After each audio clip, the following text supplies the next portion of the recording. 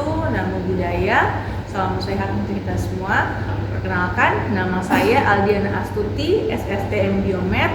Saat ini saya adalah dosen tetap di program studi D3 Teknologi Laboratorium Medis Poltekkes Kemenkes Kupang.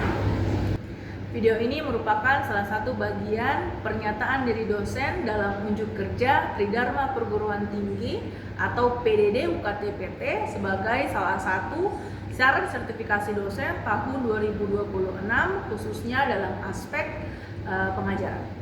Pada kesempatan ini saya akan menjelaskan mengenai mata kuliah yang saya ampu, yaitu helmintologi dan entomologi.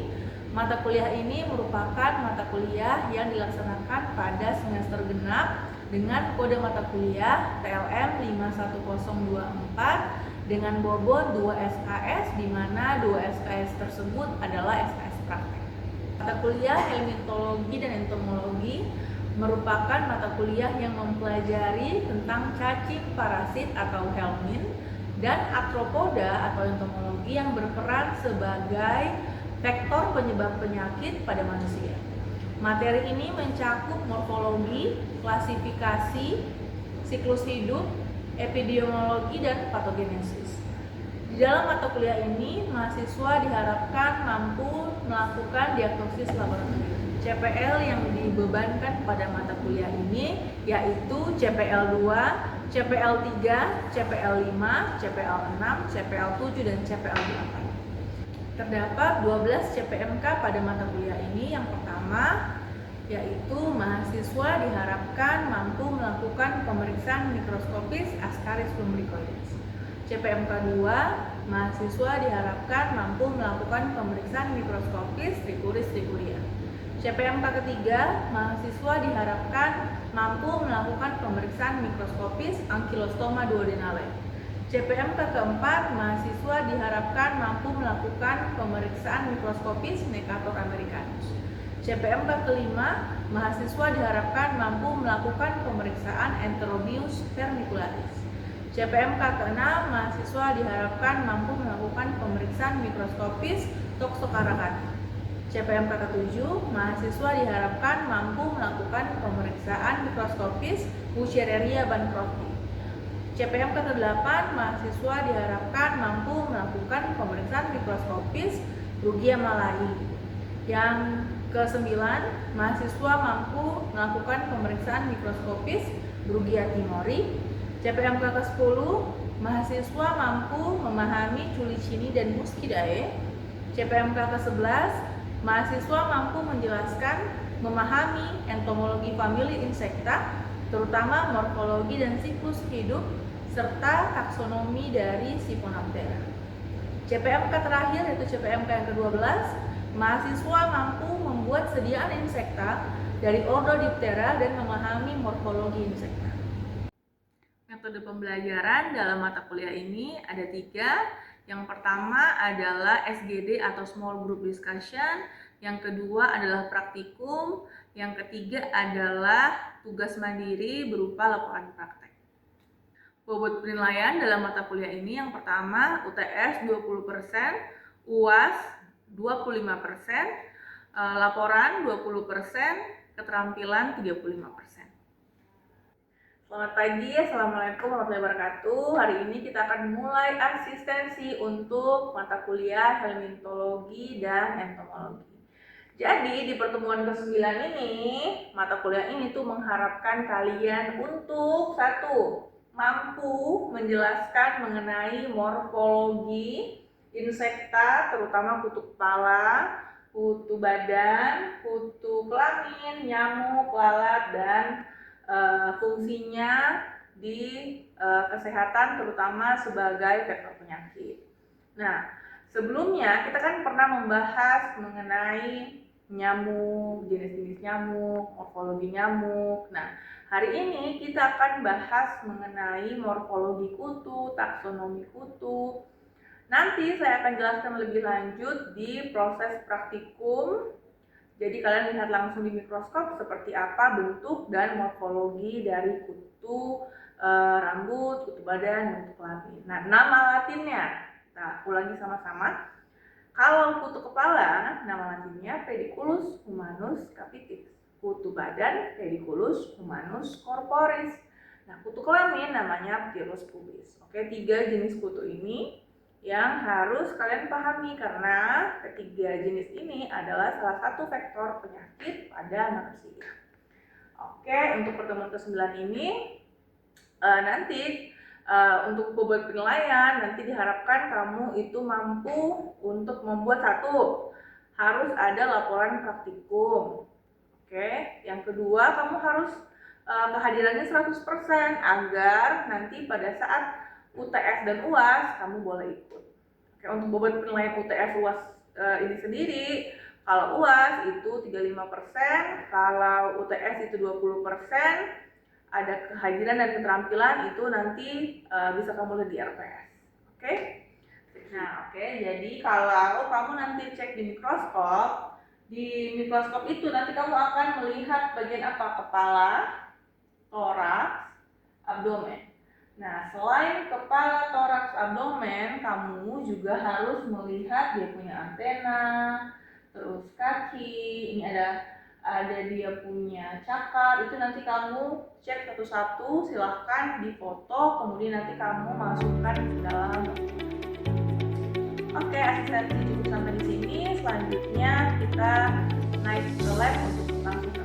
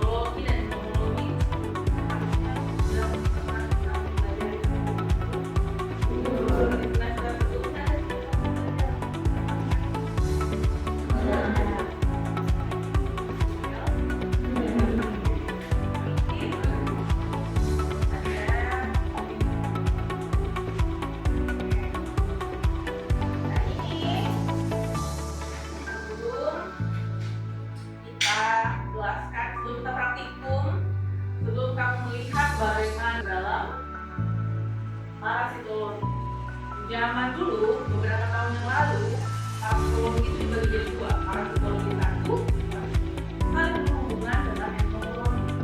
Nah, tempat ini ada beberapa parasitnya yang dibawa atau vektornya adalah yang akan kita pelajari ya sampai sekarang bahwa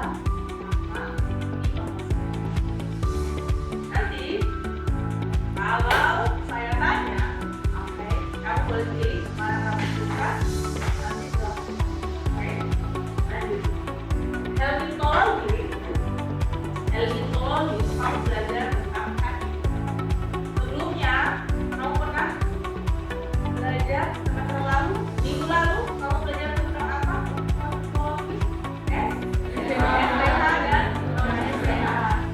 Siapa yang bisa sebutkan contoh SPH? Vicky. Americano skala non-STH itu ada Enterovirus curricularis. Yes, tentang lu.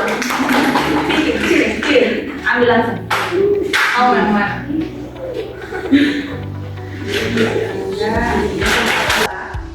Kalau misalnya saya tanya tentang entomologi, di entomologi kamu belajar tentang nyamuk itu. Sebutkan 5 jenis nyamuk.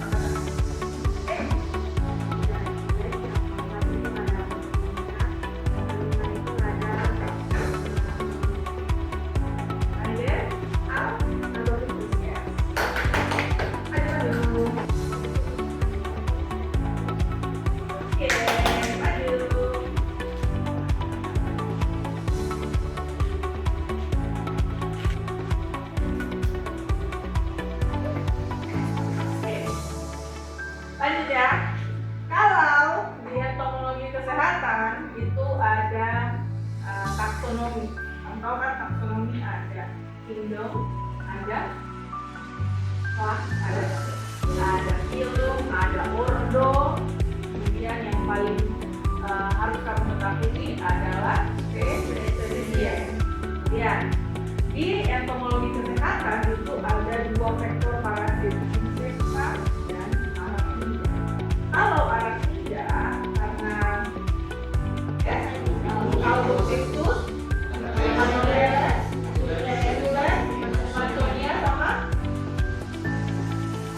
semua? Oke. Lanjut. Terus, oke. Selanjutnya kita akan mempelajari tentang etnologi kesehatan. Etnologi kesehatan yang paling penting adalah menggoda golongan insekta. Insekta itu ada 3 hal yang harus kita ketahui. Pertama, fokus utamanya. Jadi fokus manusia itu. Yang kedua ada cikungunya, yang ketiga adalah adalah biologi karena Aedes aegypti, Aedes albopictus itu aktif di lingkungan. Habitatnya di air bersih yang bergerak, semua ada lembab dan rata-rata kalau bapak di sekolah, kampus yang menggenang airnya tidak Kepas, Mangariae, Opale, Knowlesi. Yang paling baru adalah Knowlesi. Terus ciri khas dari nyamuk, ciri-cirinya yang pertama warna coklat kusam, aktif malam hari, habitatnya dia akan menggigit seperti nyamuk, tapi dia golongan diphtheria. Oke, selanjutnya adalah kesimpulan dari asistensi kita pada pagi hari ini. Yang pertama coba untuk tolong dibantu aja. Yang pertama itu ada protozoa, dia berfokus pada stadium aktif atau protozoik. Kemudian ada Erwin, berfokus pada telur atau kuantifikasi biji bentuk aktif. Kemudian ada entomologi, berfokus pada identifikasi morfologi dan status infeksi vektor. Kemudian ada PCA, itu untuk meningkatkan akurasi tetapi belum menggantikan metode sebagai tanda lakalan di daerah jenis virus yang ada. Baik, dia itu membawa atau sebagai